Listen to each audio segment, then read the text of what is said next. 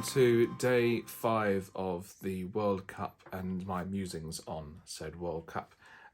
Today was quite an interesting day, very thought-provoking. It was also the last day of the match day 1 group games, and that means that we've seen everyone now. We can kind of make a bit of a judgment on who do we think is best placed to win this World Cup. Although this is very early days, as people have said, Spain won the World Cup in 2010 after losing their first game 1-0 to Switzerland.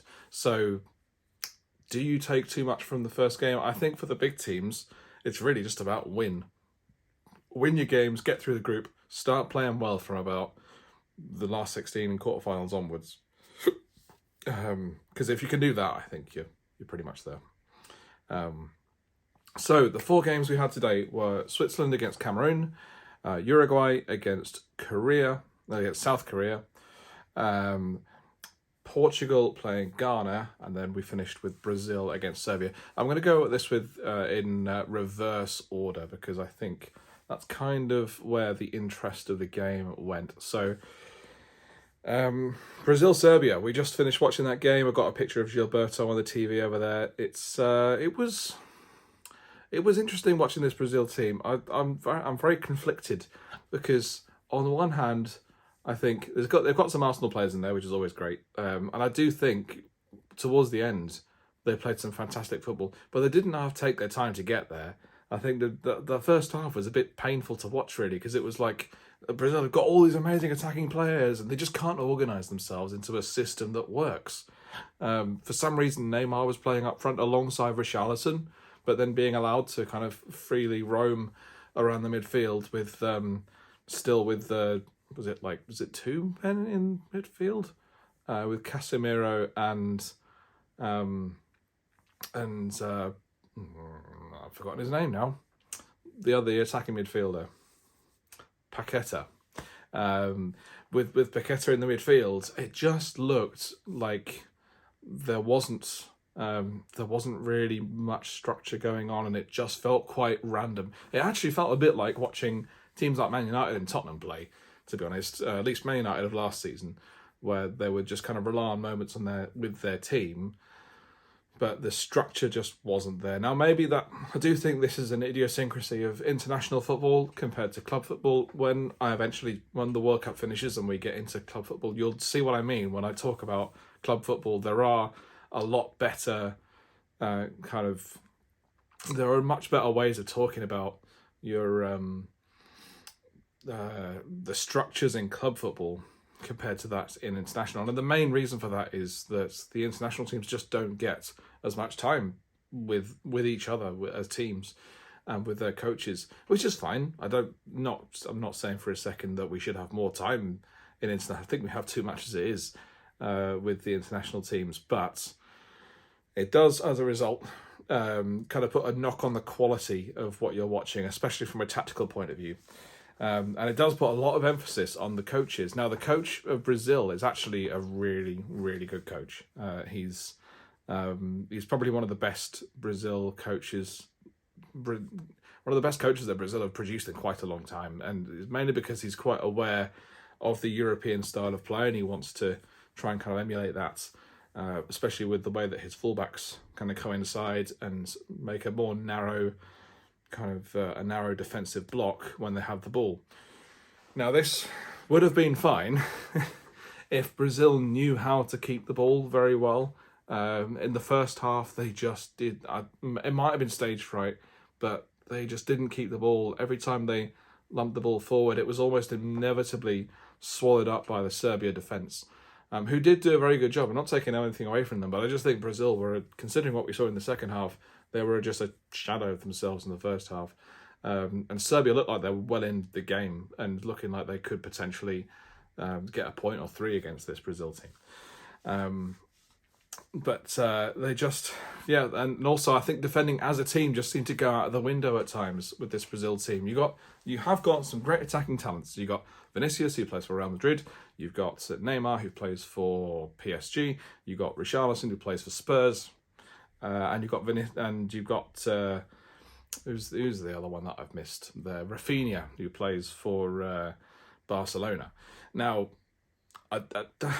don't think any of them. Maybe the closest one to this kind of ideal I'm talking about is Richarlison, possibly. Albeit he did play for Everton for most of his Premier League career, and that's not like, you kind of have to work off the ball at Everton because that's just how it works. you're dominated in a lot of games at Everton. So maybe it's just through sheer kind of consequence of where he's played that he has a very good work ethic. But this front line has no work ethic at all. Vinicius doesn't really work back that much. He might work a bit, but not that much. Neymar doesn't work back at all. And neither does Rafinha. And I think, which is weird again, because Rafinha kind of came up through the Leeds system and Bielsa trying to get him to press from the front and everything like that. And there was a bit of work going on, but I just think when they were, if they were being asked to press from the front, they would do it. But as soon as they were asked to track back, no, they weren't interested. And that could really cost them. If that's the team they're going to go with in a game further in the tournament, that could be a real problem for them, because teams will prey on that counter-attack. They will absolutely go for them. I'm thinking of Spain, England, even Germany. I know they lost, but they could absolutely rip apart a Brazil team like this on the counter, purely because the space they afford them and the lack of pressing, or the lack of strategic pressing, I think. Because I don't think at any one point the Brazilian centre-backs and full-backs were in a position where they could press the Serbian front line to stop them from receiving the ball comfortably. And it did happen quite a few times where the turnovers would lead to Serbia having some kind of counter-attack. And in the end, they just couldn't take advantage of it because I just don't think they're good enough. They're playing with Mitrovic up front, who, to be fair, is a bit of a beast, but he doesn't really do counter-attacks very often. It's very much lump a ball in the box. If you get the ball in the box, then he'll just get up there and head it. And he did almost score, I think, in this game. So, moving on to goals then, of course, Richarlison. I've got to swallow my humble pie here because literally the thing that I say about the first goal was he scored a great goal. Well, no, it wasn't. That's not what I said. It was a great assist by Vinicius. He managed to thread that ball into the penalty area, right where Richarlison was. No, he didn't.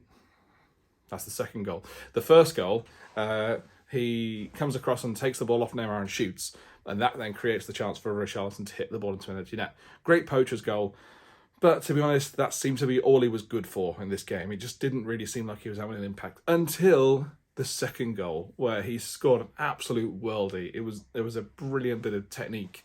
Not the control, just to clarify, his control was shocking. It kind of came off his left foot and looped into the air, where basically the only thing that he could do, and I guarantee he did not mean this, that the only thing he could do at that point was to overhead kick it into the corner of the net. And that's exactly what he did. It was a great goal, but I think it should be given just as much credit to the assist as well from Vinicius, because this was happening several times in this game where balls could be played kind of back into the centre of the penalty area along the floor, which was a deliberate ploy by Brazil. They weren't trying to lump the ball into the box into the air because they knew they didn't have anyone who could beat Serbia in the air. So they play him on the floor all the time. And I think, Richarlison had a chance, Neymar had a chance, I think Rafinha had a chance from a pullback as well. There was a few chances there, and eventually someone was going to score because it was so close, and there would be a moment when Serbia weren't tracking the strikers, and that's exactly what happened. They did allow him far too much space, so there was a really big... When he gets the ball, Richarlison is I think he's 5 yards away from the nearest defender. That's too much. You need to be... One of the centre-backs needed to really kind of press a bit higher, or one of the defensive midfielders had to come back and cover him because, there just wasn't enough cover there. So looking onto that one then, I think this Serbia team is not that great. It's okay, and I think they'll probably do all right against the other two teams in the group, who I've forgotten.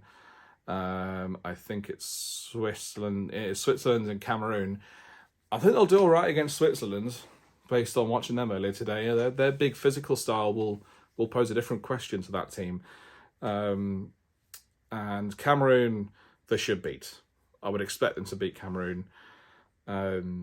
albeit Cameroon did play quite well today, but I just don't think they have the attacking threat as well. So I'm not expecting many great games in this group, really, because none of the teams are particularly gung-ho. They're very kind of defensive block and just take what we can on the counter or off the odd attack that we get. Brazil, on the other hand, they could easily go on and win this. They absolutely could. I think they are.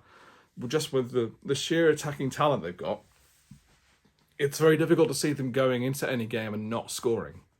The problem I have with Brazil is, can they keep clean sheets consistently in this tournament against European opposition, against high-level European opposition, which they will inevitably come up against later in the tournaments? I don't know. We'll have to wait and see on that one. I think they'll probably come out of this group looking really, really good, because I don't think any of the teams in this group are particularly good. So they might end up coming with they've just done 2-0, they might win 1-0, they might win 3-0, and then we all think, oh, they're amazing. But then you've got to consider the group that they're playing in the last 16, and that's going to be Portugal or Uruguay, probably. A really difficult ask for Brazil, or for us to really know whether they're going to do as well against those teams. I would love to see a Portugal-Brazil last 16 tie. Don't think that's possible. I think Portugal are going to win their group, but we'll see. We will see. Portugal-Ghana. Now, unfortunately, I missed the second half of this because I was busy working. But and that seemed to be when all the action happened. So I managed to see the penalty and the giving of the penalty and the scoring of the penalty for Ronaldo. What a dive! I mean, come on. He gets touched a little bit in motion and decides to go down. And even with VAR, they didn't disallow the penalty. I couldn't believe what I was watching when I saw that. And I thought, wow, Ronaldo had already annoyed me quite a lot by this point, because he was quite he's got a bit of an ego, let's say, and he's basically refused to get involved in the game until the ball came to him in the box when he would score, possibly, or actually didn't end up scoring from open play today. It was just so frustrating to watch. When I've seen other teams like Brazil, like Spain, like England, who have got players who will all get involved in the play. Even Harry Kane does, although people talk about him as being this kind of upfront striker, he's not really. He's more like he's almost perfected the whole false nine thing, but playing one-touch passes to his wingers. It's so frustrating to watch this Portuguese team with Ronaldo up front.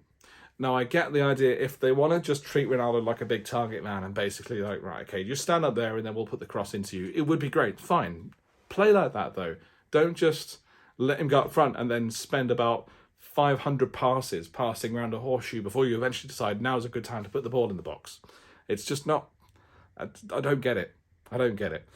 It didn't help that they were playing against a team who perceived them to be a better team than they were. If you followed that basically meant that Ghana thought that Portugal were better than them, so they'll sit back. Portugal always sit back against everyone. So it's just very, very frustrating to watch a game like that, because neither team really wanted to commit. It's not until Ghana hit back with their equaliser did Portugal actually really go at them. And I mean, I saw the two Portugal goals after that were just shocking defending.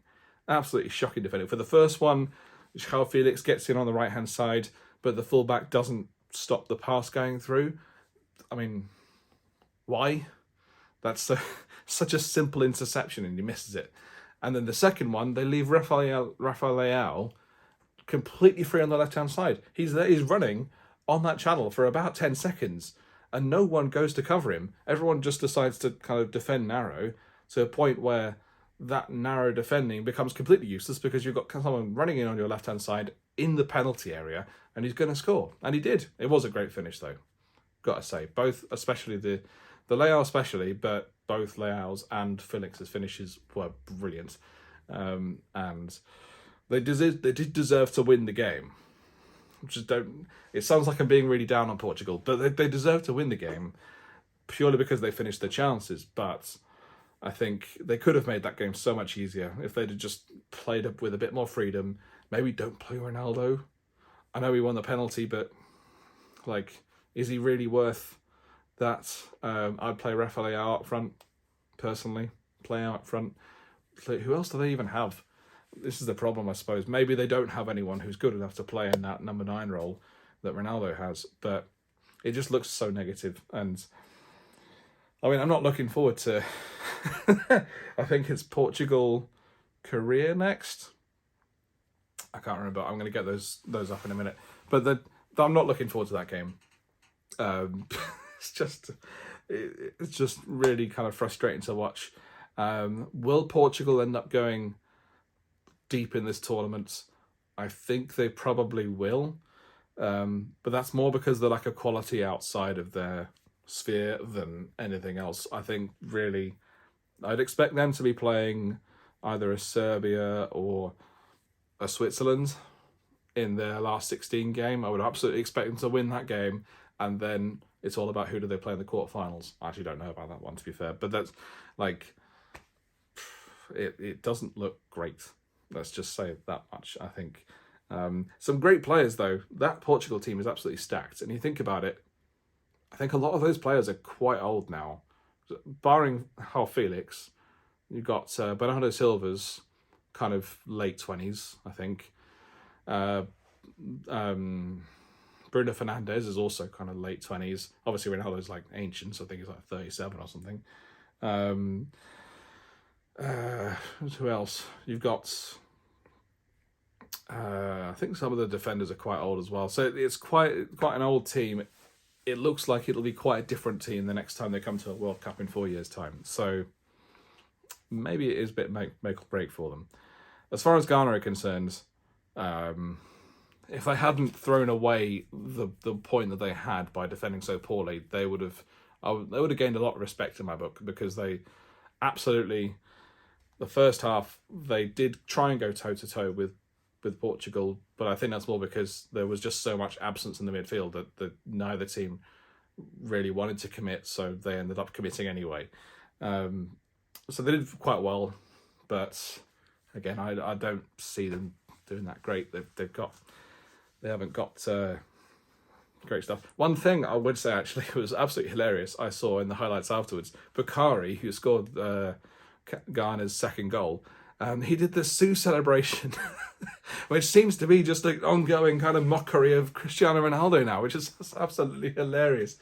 I seem to remember Andros Townsend did the same thing for Crystal Palace at Old Trafford when they won against Man United, and he scored, and then he went and did the Sue celebration in front of the Man United fans. Oh, it's just absolutely hilarious. Absolutely hilarious. Okay, moving on to Uruguay, South Korea. Now, Uruguay had this kind of tactic where they would play a long diagonal ball into Palestri, who ran on the right-hand side. Palestri, I think he's still at Man United, but he's currently out on loan. But Uruguay is so defensive and their tactics are so one-dimensional that actually ended up kind of working, because Korea didn't really have much cover on that side. And they got in time and time again on that right-hand side, and it did provide a few chances, but in the end, they didn't really look like scoring much apart. I think they hit the post.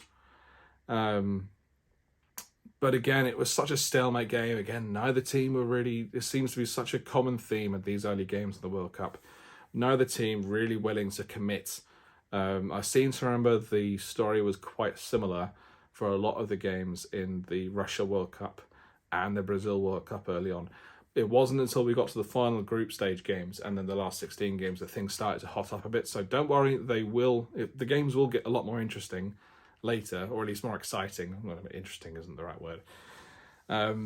But also, South Korea decided to play Son on the left, which I get. He's done that for Spurs at times. Why not play him up front, at least so that he can get a bit more involved in the play? Because he's easily, technically, their best player. I would have him as like a number 10, almost. To say, right, sit there, conduct the play around you, get a couple of big wingers to run past you, and then get a striker to give you some space. Then you can play almost Eriksen role, or maybe play him up front with someone else. I wouldn't necessarily say play him up front by himself, because I don't think he's quite good enough for that. but he could. I mean, he just misses out. You miss out on so much of Son's creativity and his shooting from range if you just play him out on the left and then don't give him the ball. I think that's a deep frustration of mine watching that game, because I was like, he's so talented. As admittedly, as an Arsenal fan, that's quite difficult for me to say, but he deserves more of the ball than pretty much any other Korean player in that team. So that was a big miss for them, and I do think if they'd have managed to find a bit more space for him, allowed him the ball and allowed him to shoot a bit more, I think they probably would have been more of a goal threat. As it was, it seemed like the game would only be resolved if someone made a big mistake, and no one really did. So it finished 0-0. So the first game of the day, which is the one I actually watched, I think, most intently apart from tonight's game, was Switzerland against Cameroon. Granit Xhaka playing for Switzerland in a more defensive central midfield role, which I found surprising given how he's been playing for Arsenal in a much more advanced central midfield role. But today he was pretty good. He was quite instrumental in the build up to the Swiss goal. And Mbolo scoring, didn't celebrate because he was born in Cameroon, and fair play to him. It must be quite an emotional game for him, really, playing against country of his birth. But he's a good player. And I remember talking about Mbolo actually 4 years ago and thinking, this guy could end up being pretty good. It turns out he's not really made the progress a lot of people thought he would, but he's done a good job today scoring the goal that's really given Switzerland a big helping hand in this group now, because even if they tank against Brazil, which I think most people are expecting them to, I'm expecting that game, though, based on how Switzerland played today with such a spread of players. The players were like, there were moments in the game where there was a player level with the penalty area in their own box, and there was also another player right on the air, halfway into the opponent's half. At the same time, they were so spread out. That did mean, though, that they could then construct counterattacks really quickly, and Cameroon just weren't able to stop them from progressing the field so quickly. I think mainly because the gap between the strikers and the defenders and the midfield was just so big for Cameroon as well. Whether this was a deliberate tactical ploy or not, I'm not quite sure. But they did quite a lot of good stuff. I think, just thinking about, so they haven't drawn. Cameroon is a little bit of a stats bomb here. So Cameroon haven't drawn a World Cup game since 2002. The last time they won was against Saudi Arabia in 2002 as well. They actually did quite well. Whereas Switzerland regularly make the last 16. So in terms of the context of these games and these context of the World Cups, this is kind of the result you'd expect. And I think it kind of followed form again really today. Choupo-Moting, I don't get it. I do not. He's another one that's like Ronaldo. Not that I don't get Ronaldo, obviously he's a good player, but it's just there seems to be a theme of a few of these strikers this World Cup who are playing, and I'm like, why are you playing? You are not that great.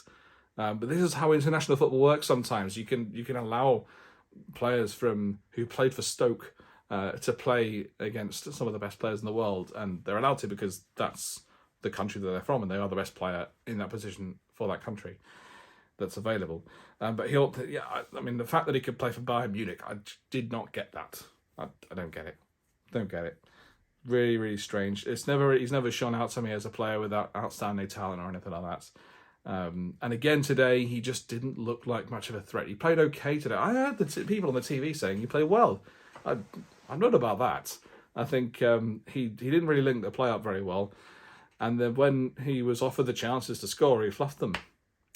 So, yeah, there wasn't really much to go on there.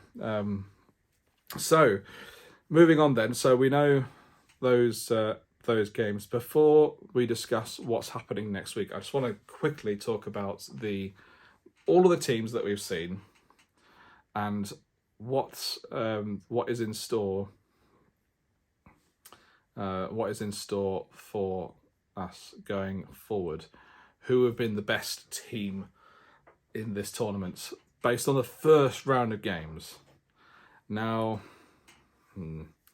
it's tricky. I'm going to go from like number one. England looked really, really good. Whether that's because they were playing Iran and were given loads of space and Iran basically blew up after the first few minutes, I don't know. But they did look very good, and you can only beat what's in front of you. So they did very well. I'm really looking forward to England-US tomorrow. That's going to be such a good game. I'm expecting a really good game because the US will go at England. England will go at the US as well. And it'll be, it'll be a good football game, I think. It won't be this kind of timid, tepid 0-0 draw that we've been experiencing on quite a few other occasions this tournament. Or even some of the 1-1. Some of the low-scoring games have been really boring. Other shouts, obviously France did really well beating Australia and proved their mettle a little bit, coming back from behind to win that game. They've got so much quality all around the pitch. It looks really difficult for anyone else to beat them at the moment. Spain are a bit of a weird one because they did beat they beat Costa Rica 7-0, but I do think Costa Rica was shocking and did contribute. Having seen since that day, I think it was yesterday I recorded that video, and I've seen the highlights of the rest of the goals since then. Goodness me, Costa Rica gave them so many goals just through bad defending, and it was nothing really to do with Spain's brilliant play, really. I don't think they had to work for many of those goals. So Spain are up there, but I think they're probably the most doubtful of the favourites to be going through. And then Brazil, and that's it. I'm not putting Portugal in there. I don't think Portugal have done enough for me to consider them being able to win the tournament. So I've got England, France, Spain, and Brazil as my four favourites. Who do I think is going to win based on that? France. I think France are going to do it again, unless they implode. But I can't put caveats in this kind of thing. So France, for me, and if we can get a France-Brazil final, wow, that would be amazing. I don't know whether that necessarily works out in terms of the schedule. Let's see. So if Brazil win their group, they're playing against probably the winners of, well, they're definitely the winners of Group F, which is the winners of Group F would probably be Belgium. So that looks fairly straightforward for Brazil. I'm expecting them to go through from that quarterfinal, and then the semi-final will most likely be, well, it could be England, given that England could end up winning the group, and their path leads them into potentially Brazil in the semi-final. So we'll see. And then who's the winner of Group D? France. Yeah, so it could be probably if France win their group and Brazil win their group, they can't meet in the final. They'd have to meet in the semi-final, which is a shame. That's disappointing. But maybe if France somehow finish second, or Brazil somehow finish second, then they might not meet until the final. But yeah, that's my prediction for the rest of this tournament. We've got plenty of time to go. Still 2 group games left. But it's been not bad. Some of the games have been pretty good. Some of them, as I say, have been really boring. But that is kind of how a lot of these games do tend to go at this stage. So looking forward to tomorrow's games then. We are starting with Wales against Iran, which I would expect Wales to win, given how badly Iran played against England. But you've got to remember, Wales are as effective as a blunt knife. They're not that great going forward. Defensively, they're pretty good, but that's not going to be the thing that's going to be tested tomorrow. They need to come out and score against Iran. If they score, they probably win. I'd be very surprised if Wales score and they don't win this game, put it that way. For England, from England's point of view, though, England want this game to be a draw. If this game's a draw, and then England can beat the USA, they've not just qualified, they've qualified and won the group, which would be amazing.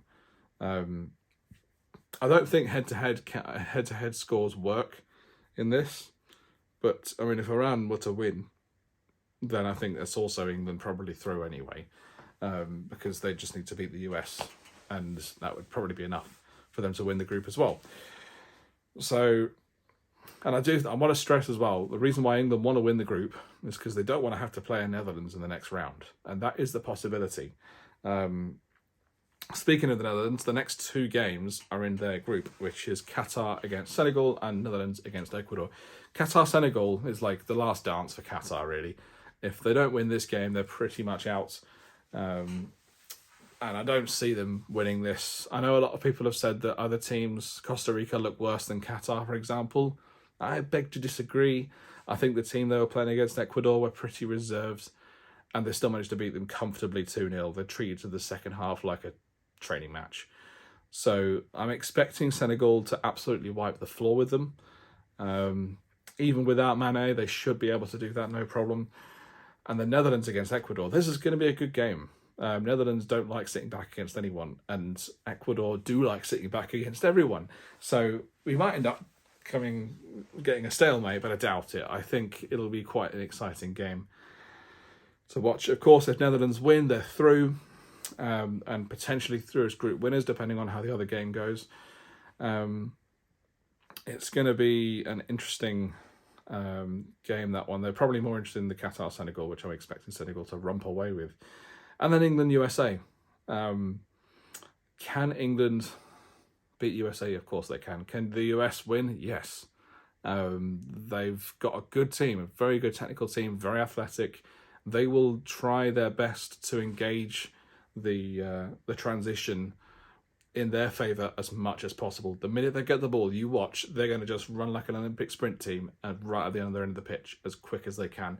The key for England is, can they stop that at source? Can they press high enough?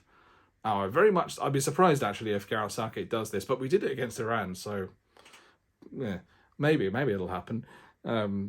But if we decide to do this, can we make that press work to a point where they don't get any chances going the other way and we just dominate the game from there? The first goal is going to be key as usual, but I think in this case, I'm expecting the lineup to be the same as the last game. I think I don't see a reason to change it, really. I know I was talking about bringing Foden in, but I think for this game, that added kind of workmanlike, that added workhorse of Mason Mount in the midfield will really kind of add a bit of a buffer to this midfield, which should stop any kind of US counterattack. Having said that, I'm just expecting a good game. It does feel a bit of a freebie for England at this point. Having said that, it would be better if England didn't risk themselves in a game against Wales to potentially go out of the World Cup. That would be ideal. Because they can't, for some reason, England-Wales games, and actually England against any of the home nations, is always a bit of a derby. I've always found them to be quite difficult to predict, even though England obviously technically are superior, and I'm not even going to allow anyone I'm not going to allow anyone arguing with me on that one. Definitely. They are far and away technically better than Wales. And if it was just based on pure talent on the football pitch and nothing else, England would win. The problem is games against Wales always tend to be quite back and forth. We conceded the first goal against Wales at the Euros, if you remember rightly. Gareth Bale with that ridiculous free kick, which beat Joe Hart, which, I mean, it's not difficult to beat Joe Hart from anywhere really, but that was a pretty remarkable goal. But then we scored 2 goals right at the end to win the game. So, we'll have to wait and see. That's a long way off. Still got to play the US. Yeah, watch out for the pace on the counter-attack of this US team. I'm expecting a lot from them, especially if England play Harry Maguire. Oh dear. This Harry Maguire against anyone with pace is difficult, especially if they expose him to a break. So we'll see. But yeah, that's pretty much everything from me. Thank you very much for watching. If you enjoyed what you like, no, obviously you'd enjoy what you like. That's true. If you enjoy watching this video, then please hit the like button. And if you want to hear more about the World Cup over the next 20-something days, then please subscribe. and hit the bell notification to be reminded of every time that I put up a video. Thank you very much for watching, and I'll see you tomorrow.